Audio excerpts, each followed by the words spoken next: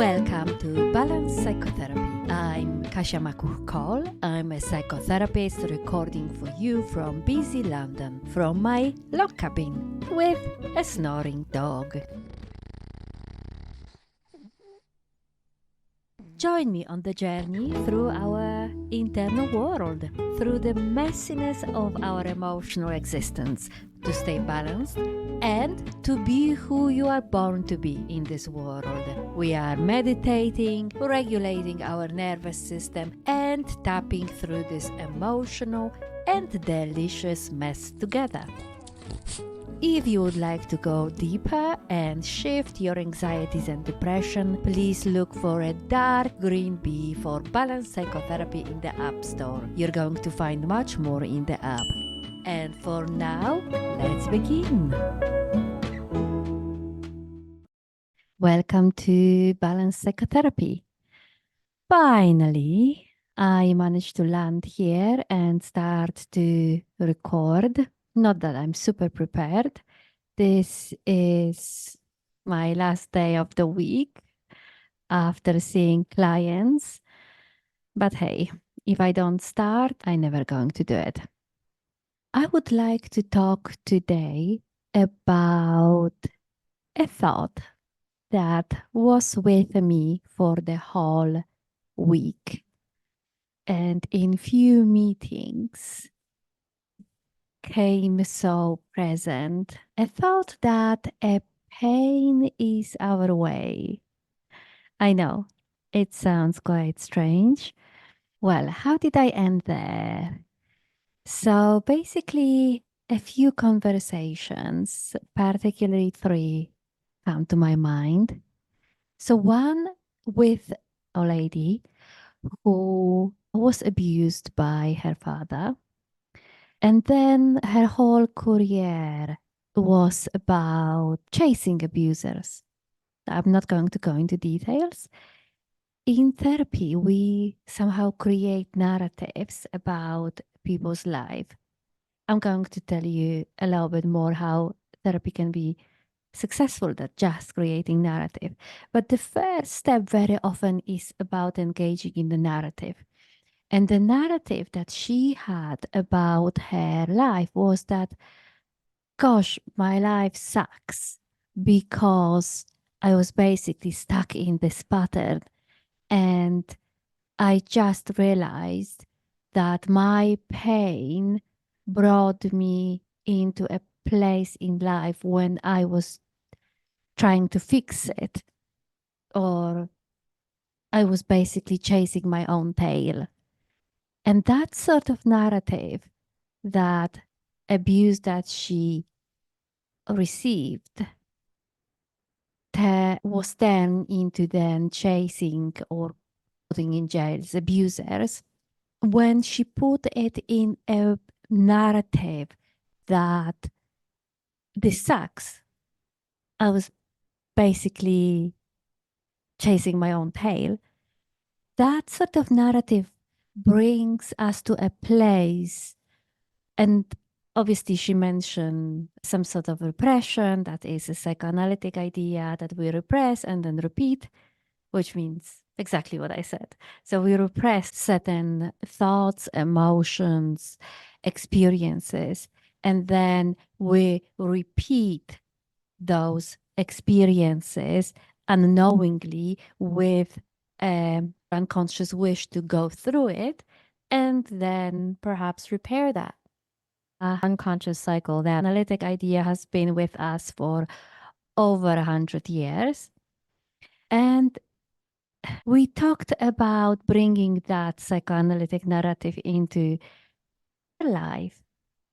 And we concluded that will bring us into quite a nihilistic place. When we bring that sort of idea, when there is no sense and we're just repeating and we're spinning that sort of narrative in our life, it's not very healing. And there is enormous sadness and lack of sense in it. When actually the truth is that because of what's happened to her, enormous amount of people, an enormous amount of children who were abused. So it wasn't just repeating to repair. It wasn't just chasing her own tail. It was actually bringing a mission into her life. And the most beautiful part of it is that she actually didn't do it knowingly. So her own body and her own need brought her into a space when the pain that she received became her mission and became a light for others. And that is a very different idea and very different narrative to that pessimistic, nihilistic narrative when we're just repeating. This is an idea and this is a narrative that brings a sense, healing, purpose, mission, and a call into our life. That's where the thought that pain is your way came into my mind. Then, building on that, there is another person that comes to my mind. There was no trauma. Nothing that she experienced would be called trauma. And there are so many people who are like her. So some of us have a quite sensitive neurobiology. So basically, we feel a lot. We can be overwhelmed very quickly. We need to manage the sensory overload. And what some of us do is to try to fit into a certain form out there. So we're basically ignoring the pain in our body, the pain of overload, and trying to fit into a certain role, into a certain job, because we feel that it's a good career for us. And very often, what I notice with those type of people is that they very talented, so they can basically do it. They have got a very good feedback. Yes, they can do it. They succeed in what they choose, but they choose from a position of thought, from a position of thinking logically what's going to be their next move and how they can succeed. But they abandon the reality of their body. They abandon the sensory overload. They abandon the pain. So I hope now when you see where my train of thoughts are going, that the pain is their way. Because they avoid the reality of their body, how they feel in their body. Eventually they are not happy with that how they live their life. They live a life that they feel that it's very well constructed and they succeed in it, but they are not feeling the joy out of that life. They feel very often very tired and very by that. So that was my second example of when we avoid pain and we avoid our way, our uniqueness, our mission, our call, our purpose in life. So I hope this is somehow perhaps even a little bit clear that we do need to feel our body, we do need to follow, and even if it's trauma, even if it's pain, it's not about over focusing on it or making some sort of martyrs out of us. It's about nourishing that part of our body. It's about allowing that part of our body, because in that part where the pain is, if the pain is nourished, a light will emerge. I promise. So that's it for today. And we're going to finish with a focusing exercise. We're going to talk about focusing more in the next podcasts. But just to kind of wrap it up for today, I'll give you a little bit of a little taste of focusing. Focusing was created by Gendlin, who was a philosopher, and he studied under Carl Roger, and he brought an idea that we do need to experience our felt sense and nourish how we really are in our body to be able to navigate life, to be able to feel a call in life, and to be able to respond to a present moment.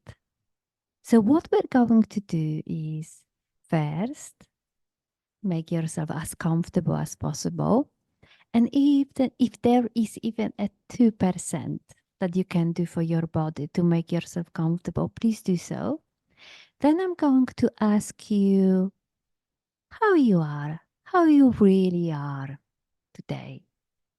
And whatever comes to your mind, if you feel like this is just a clutter, just unnecessary thoughts, emotions, plans, please put it on an imaginary shelf.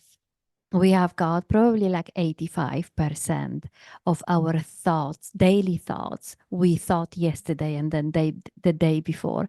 So we are very compulsive, very repetitive in our brain. This is just an organ, by the way. So what I'm going to invite you to do is to put the clutter away. And then if you wish, you can put a hand on between your chest and gut. And from that place, answer the question, how you really are today. And get that felt sense, that general aura, that general sense that Gendlin called felt sense. What we're wanting to catch is that sense of unknown, murky zone, he called it. And we'll probably be calling it like kind of a cloudy feel, the unknown. And try to just name it for today. Whatever you're going to bring to describe it. Stay with one word or just one image. And try it and see whether that word sticks well, whether it's sense of unknown, heaviness, stickiness, sense of worry, joy, calm, peace, whatever it is. Just allow yourself to stay, name it, gently call it, to find a handle. And then just check whether that handle works for you. And just for today, stay with it and nourish it with compassion and gentleness.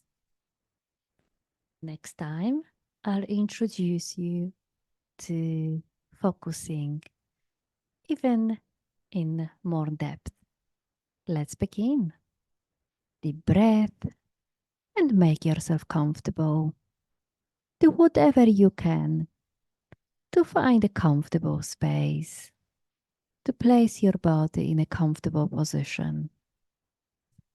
And ask yourself, how am I today? How am I truly today?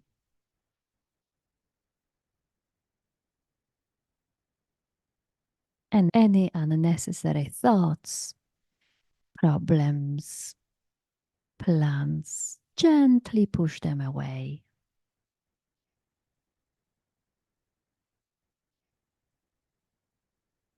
And ask yourself again, how am I really today? And now stay in that sense of unknown. Accompany that sense of unknown like you would accompany a very good friend. Just staying with a very good friend, listening and allowing him or her to be.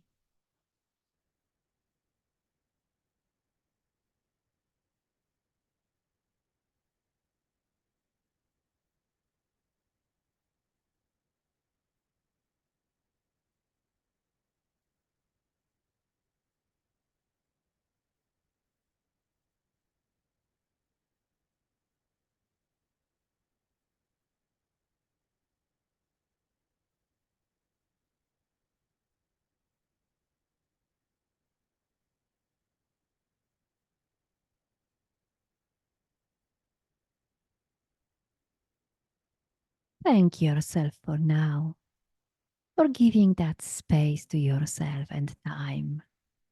And stay with yourself as long as you wish, as long as you need. Bye for now.